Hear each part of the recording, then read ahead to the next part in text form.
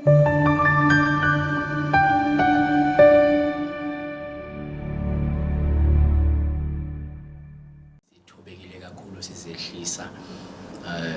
nje ithuba leli sibonga ukulonda uNkulunkulu namhlanje sihlela noMakhos'amakhulu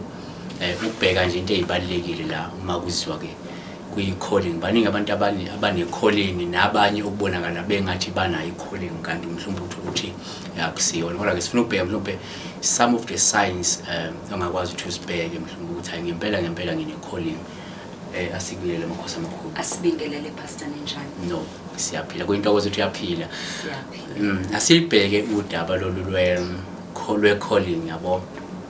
ngicabanga mhlawumbe singathi ukukha phezulu izimpawu ezivamile zomuntu one-calling ikakhulukazi eDlozi yabo ukuthi ukume ngabheka lokho ayivele ngempela unalo eDlozi yes asibingelele ke kwababukeli be-channel yakho pastor ngingathi umuntu oneDlozi okanye umuntu onesiphiwo uvama ukuphupha isikhathi esiningi mangabe ke ungumuntu weDlozi udlavale uvame ukuthi awuphuphe okanye ubone izinto ezithizeni umzekelo njengamanzi nezilwane ezithile oye uzibone kuningi pastor kuxhomekeke ukuthi lo muntu lowo uphethwe liDlozi elinjani yebo so into yokuqala oyivezayo ukuthi uphupha kakhulu lo muntu loyo should uphupha more often yes enamaphupho amaningi yes okunye kuvezayo la ukuthi nanezilwane ezinye mhlawumbe angayiphupha ke lawo maphupho lawo mhlawumbe namanzi izonke into lezi esikhombayo ukuthi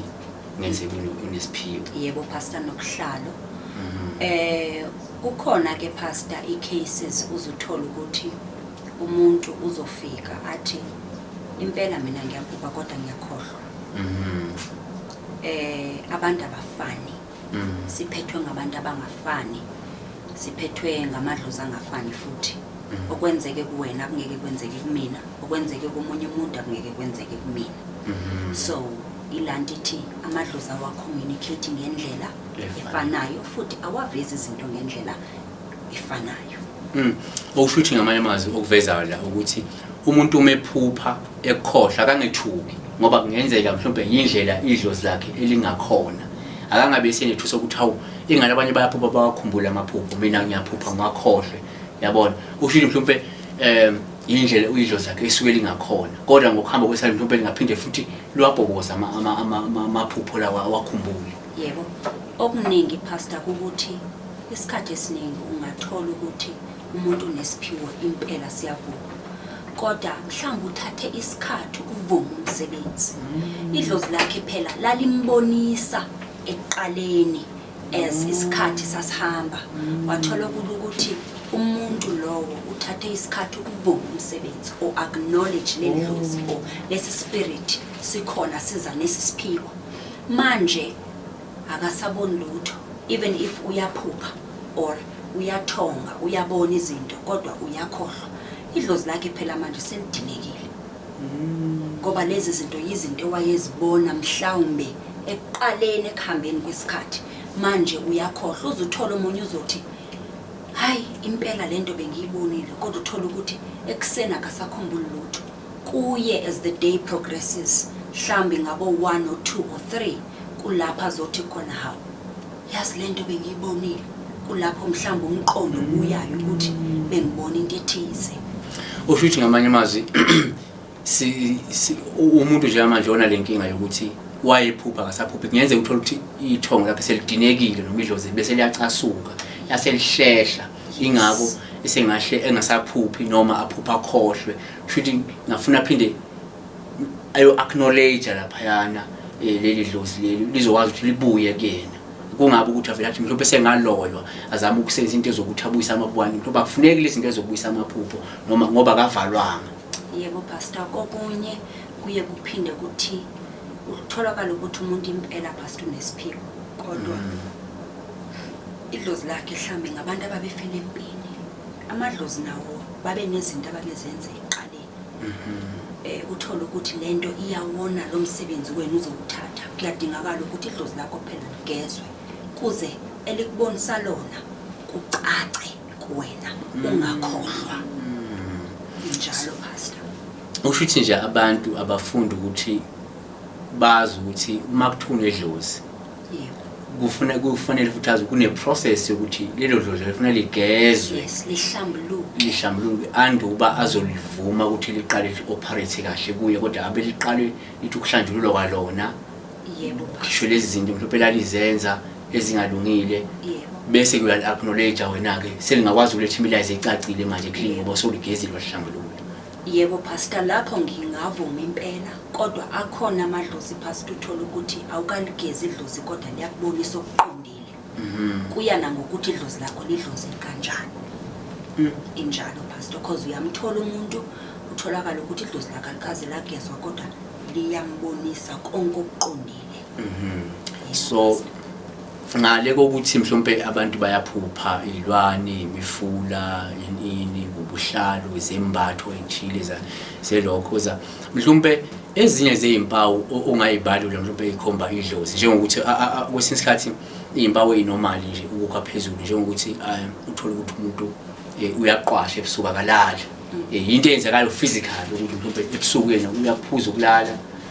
kodwa futhi ekseni uvuka right yabo lezi izimpawu ezenza umuntu osuke ene spiritual gift. So ezinye mhlawumbe ongayi-highlight nje ukuvezela mhlawumbe umbukelo ukuthi nalokho mhlawumbe uma kwenzeka mhlawumbe kungaba uphawu nje makwenza emzimbeni kuwe nje mhlawumbe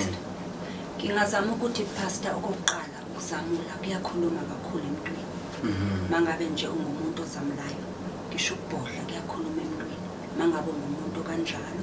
ngisho noma uhlangana nomuntu kube nento izwayo ukuthi yazi lo muntu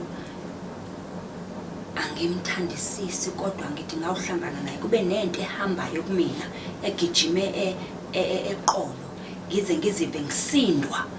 Zimpawu lezo zedlozi ukuthi impela unesiphiwo ziningi pastor ngaze ngizibale kuze kuse lezo mpawu lezo kodwa mangabe ungumuntu vele unesiphiwo izinto azenzeki ngokufana umuntu nendlela yakhe idlozi lakhe elizibonakalisa ngakhona. Yeah, so injalo nje mbukeli besibheka la ezinye zezimpawu ukuthi ngalo kokuthi umuntu aphuphe noma abona ama visions physically uyakwazi ukuthi kube nezinto ezenzakalayo njengokuzamula Makhos'amakhulu avuza ukuthi mhlawumbe ukuzamula into othi uzamula more often then kufuna futhi uphume inyembezi mawuzamula nokubhodla indlela obhodla ngayo futhi. Esinye isikhathi ke abanye baze bathi mina ngize ngishaye ngisho ngamehlo ngizwe ngisho nendlebe kuningi pastor kuningi nje. Amehlo enza njani amehlo wona? Uzwe imehlo ngathi mhlambe liyadikizela. Ukudikiza kweso indlebe zenza ziyaluma zona. Mhlambe ziyaluma pastor ngisho nokuthi mhlambe uzuzwe ngathi kunento esendlebeni kufuna engathi ungamanzi.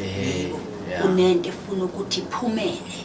kuningi nje. So ushuthi nje wena mbukeli into ongayinothisa uma ngathi kunamanzi endlebeni yenye impawu lezo ukudikiza kwamehlo at times omunye kudikiza even umzimba ungezwe mhlawumbe uhlangothi oluthile liyadikiza but kuyashifta kuze ngapha nini sekudikiza ngapha all these things are signs ezingashuthani kunemoya. Yebo pastor kunjalo ngisho namahlombe ukusinda kwamahlombe nje kuningi pastor ziningi impawu ngoba amadlozi wethu awabonakalisi ngendlela efanayo. Shuthi ke mbukeli awulindeli ukuthi uphuphe kuphela pay attention emzimbeni ukuthi kwenzakalani even emzimbeni wakho mhlawumbe emini noma uhamba esigangeni njengoba usho nokushaqa kweinhele izona uyazi mhlawumbe makuzokwenza something uzo mhlawumbe lezi zathinta okanye uzikhanda pastor nje kuningi. So no siyabonga kakhulu Makhos'amakhulu abantu besazokuthinta bebafunizela uleko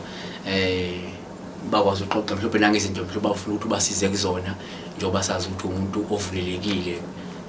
always open ukuthi abantu abafuna ukusizakala njengamanje bangeza kuwe. Siyazi ukuthi abantu sebehambe kakhulu befuna usiza endaweni eziningi ezi-wrong bangasizakala bagcine belimele kodwa ke sithi uma sekhona Makhos'amakhulu futhi ithemba ababe nalo ukuthi impilo isizolunga. Yebo pastor. Bye donkey.